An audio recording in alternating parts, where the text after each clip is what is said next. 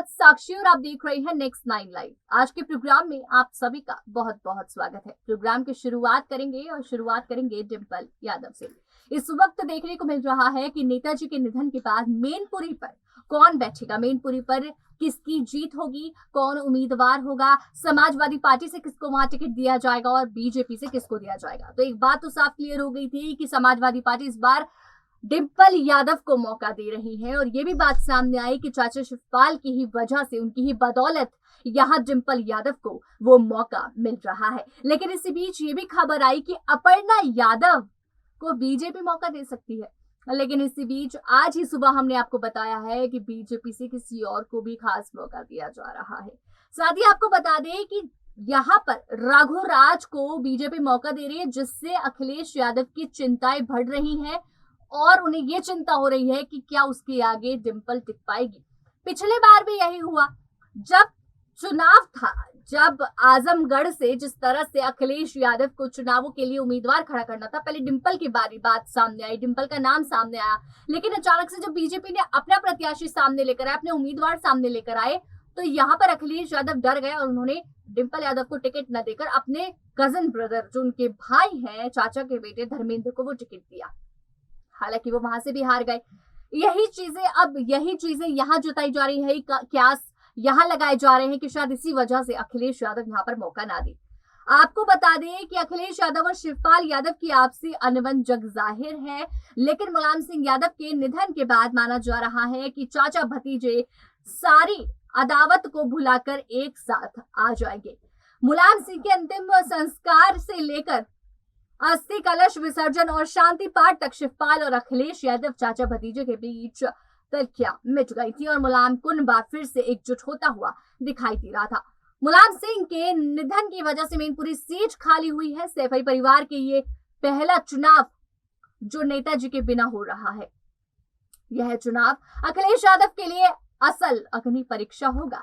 इस चुनाव से तय हो जाएगा कि आखिर जिस मेनपुरी ने मुलायम पर भरपूर प्यार लुटाया, उसने मुलायम के बाद अखिलेश और सैफई परिवार पर कितना अपनाया। लेकिन उपचुनाव से पहले ही सैफई परिवार में नई सियासी पटकथा लिखी जाने लगी है। जी हाँ, यहाँ पर जिस तरह से एक बहुत बड़ी अग्नि परीक्षा अखिलेश यादव की होने वाली है कि अगर जिस तरह से नेताजी के बिना ये जिंदगी का पहला चुनाव अखिलेश यादव के लिए होगा, क्या अखिलेश यादव जीत पाएंगे? अगर नहीं जीते तो कहीं ना कहीं ये बात सामने आएगी कि पिता के बलबूते पर अखिलेश यादव यहाँ जीतते हुए दिखाई दे रहे थे, क्योंकि लोगों को प्यार जो है, आवाम को प्यार जो है, वो सिर्फ मुलायम सिंह यादव यानी कि नेताजी से है। मेनपुरी मुलायम सिंह यादव का गढ़ माना जाता है। उनके निधन के बाद अब जिस तरह से अखिलेश यादव उस पद को फिर से हथियाना चाहते हैं, लेकिन वो चाहते कि उनके ही परिवार का कोई शख्स उस पर रहे। डिंपल यादव का नाम सामने आया, लेकिन वहां पर अब बीजेपी कैसे चुप रहे? बीजेपी भी आगे आ गई। बीजेपी ने अपना मौका देखा, जहां कयास लगाए जा रहे थे कि वहां से अपर्णा यादव को मौका मिलेगा, लेकिन अभी तो रघुराज का नाम सामने आ रहा है और बीजेपी ने रघुराज को उतारकर यहाँ पर अखिलेश यादव की चिंता और ज्यादा बढ़ा दी है कि क्या अखिलेश यादव अब फिर से डिंपल यादव से वो टिकट वापस ले लेंगे। यही चीजें उनकी डिंपल की देवरानी अपर्णा यादव के साथ हुई थी। अपर्णा यादव को टिकट नहीं दिया जा रहा था, लेकिन जब टिकट दिया गया तो लखनऊ का टिकट दे दिया, जिससे साफ जाहिर था कि वहां से वो हारेंगी। और अपर्णा और डिंपल यादव में एक सिमिलैरिटी है, वैसे तो कई सारी सिमिलैरिटीज है, पर ये भी है कि दोनों अपना पहला चुनाव हारी थी। इसी के साथ अपर्णा यादव जहां जो जिम्मेदारी चाहती थी वो उन्हें वहां नहीं मिली, जिसकी वजह से उन्होंने अपने परिवार का साथ छोड़ा और वो बीजेपी के साथ आ गई और योगी आदित्यनाथ को यानी कि उत्तर प्रदेश के मुख्यमंत्री को अपना भाई बना लिया। जी हाँ, वहां पर उनको मुगलाबाई के भाई कहती है, लेकिन इसी के साथ अपनी खास जिम्मेदारी वहां निभा रही है और बहुत अच्छे से प्रचार प्रसार भी कर रही है। उम्मीदें हैं यहाँ पर, कई लोग ये भी चाहते हैं कि अपर्णा यादव को एक अच्छा मौका मिले, लेकिन बीजेपी अभी तक कोई बड़ी जिम्मेदारी उनको नहीं दे रही, ना ही कहीं का टिकट उनको दे रही है। और ये देखा गया, लोग बीजेपी में तो जाना चाहते हैं, लेकिन बीजेपी उन्हें वो मौका नहीं देती जो वो चाहते हैं। लेकिन इसकी शिकायत कभी किसी के सामने नहीं आई। हालांकि अपर्णा यादव के समर्थकों ने इस बात को उठाया, इस सवाल को उठाया कि क्यों अपर्णा यादव को मौका नहीं दिया जाता। हालांकि अपर्णा यादव समाजवादी पार्टी के अगेंस्ट खड़े होकर इस चुनाव को जीत सकती है। कई बार ऐसा भी हुआ कि शिवपाल यादव अपर्णा यादव के साथ उस पार्टी में जा सके, लेकिन वो नहीं गए। लेकिन इसी बीच आपको बता दें कि उन्होंने कई बार संकेत दिए कि वो बीजेपी के साथ शामिल हो सकते हैं। हालांकि शिवपाल यादव बीजेपी के साथ शामिल तो नहीं हुए, लेकिन यहाँ पर अपर्णा यादव जिस तरह से बीजेपी के साथ है, उन्होंने अभी तक नहीं सोचा कि मुझे बीजेपी पार्टी छोड़ लेनी चाहिए। जब उनसे पूछा गया कि आप परिवार को छोड़कर वहां पर क्यों गई, तो यहाँ पर अपर्णा यादव कहती हुई नजर आई कि क्या वजह रही। राष्ट्रवाद एक ऐसी वजह है जिसकी वजह से वो समाजवादी पार्टी को छोड़कर बीजेपी में शामिल हुई। जी हाँ, राष्ट्रवाद के लिए अपर्णा यादव ने बीजेपी में हाथ थामा बीजेपी का, और अभी भी वो वहां पर अच्छे से प्रचार प्रसार कर रहे हैं। हालांकि नेताजी के निधन के बाद काफी लोगों ने ये भी शक जताया कि यहाँ पर अपर्णा क्या समाजवादी पार्टी में अपने परिवार के साथ वापस आएंगी, क्या इस वक्त इस घड़ी में अपने परिवार का साथ देंगी, क्योंकि अपर्णा को देना चाहिए। लेकिन ये सवाल काफी कठिन था। लेकिन अपर्णा अपने परिवार के साथ आई जरूर, पर पार्टी नहीं बची, पार्टी में वो उसी में है। लेकिन इसी बीच आ रही एक वीडियो आपको दिखाएंगे जहां डिंपल यादव को अखिलेश यादव ने नामांकन के लिए उन्हें खड़ा किया है। यहाँ पर वो पहुंचे और साथ में जनता से बातचीत करते आए, और कई सारे मुद्दे समाजवादी पार्टी के, क्योंकि समाजवादी पार्टी आगे के लिए क्या प्लान कर रही है ये भी समाजवादी पार्टी ने बताने की कोशिश की। देखिए ये वीडियो। मैं सबसे पहले प्रेस के साथियों का धन्यवाद देना चाहता हूं। प्रेस के साथी बहुत बहुत धन्यवाद कि आप लोग यहां पर हैं। अभी हम लोग नॉमिनेशन करा के आए हैं। समाजवादी पार्टी से डिंपल यादव यहाँ की प्रत्याशी, उसके लिए फॉर्म भर करके हम लोग आए हैं। ये चुनाव मैनपुरी का उन परिस्थितियों में होने जा रहा है जब नेताजी हमारे बीच में नहीं है। नेताजी और इस क्षेत्र की जनता से सीधा सीधा लगाव रहा है। नेताजी की अपनी शुरुआत और राजनीति का पूरा संघर्ष यहीं मैनपुरी से और मैनपुरी की जनता के साथ और उन जनता के सहयोग और आशीर्वाद से ही आगे बढ़े हैं। आज जब नेताजी बीच में नहीं हैं, मैं मैनपुरी की जनता से यही अपील करना चाहता हूं कि नेताजी के जो बताए हुए रास्ते पे हम सब चलेंगे। नेताजी का दिखाया हुआ रास्ता, जो राजनीतिक सम्मान, जो सामाजिक सम्मान और आर्थिक लड़ाई जो लड़ी है, उन सिद्धांतों को आगे बढ़ाने का समाजवादी पार्टी काम करेगी। डिंपल यहां से प्रत्याशी हैं और मुझे पूरा भरोसा है यहाँ की जनता एक बार फिर, और जिस तरीके से हमेशा साथ दिया जनता ने, नेताजी के नाम पर इस चुनाव को ऐतिहासिक वोटों से जिता करके जनता भेजेगी। मैं डिंपल से कहूंगा कि एक बार वो भी कहते हैं।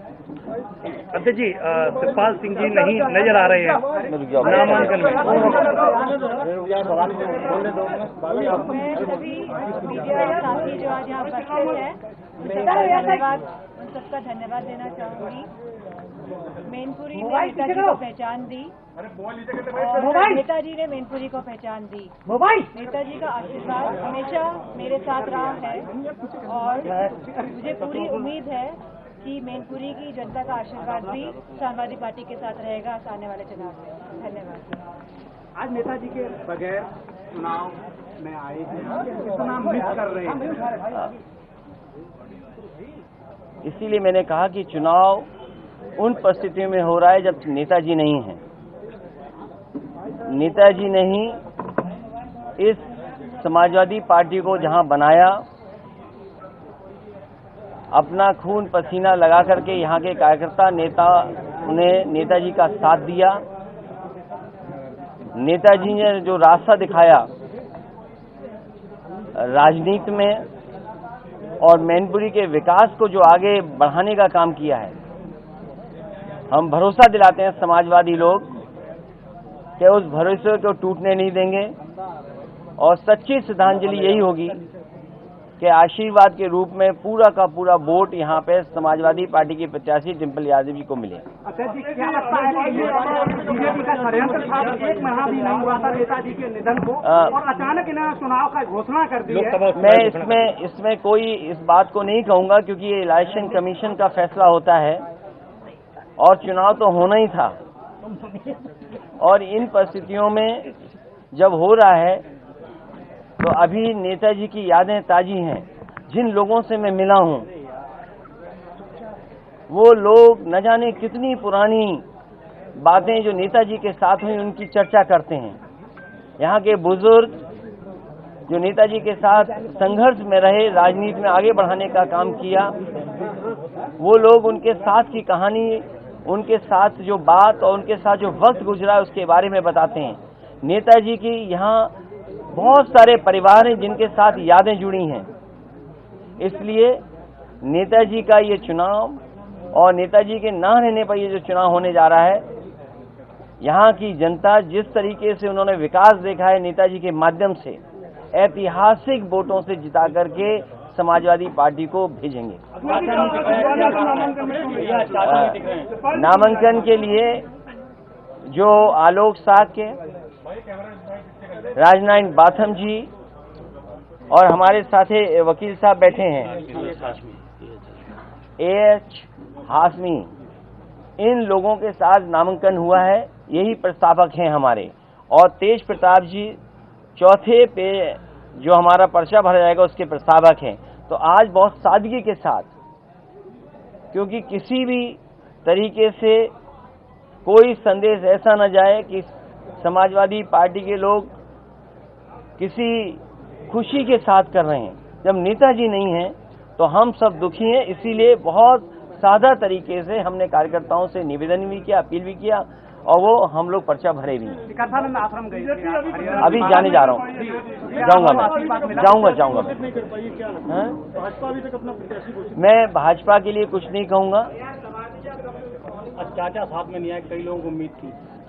मैंने आपसे कहा कि आज केवल प्रस्तावक और बहुत कम समर्थक के साथ हमने सादा तरीके से नॉमिनेशन किया है।